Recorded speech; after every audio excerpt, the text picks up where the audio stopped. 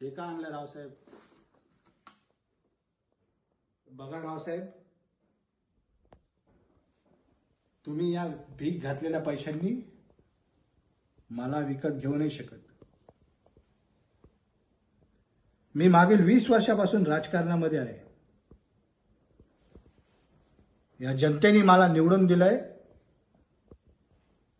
ही जनसेवा आणि देशसेवा करण्यासाठी.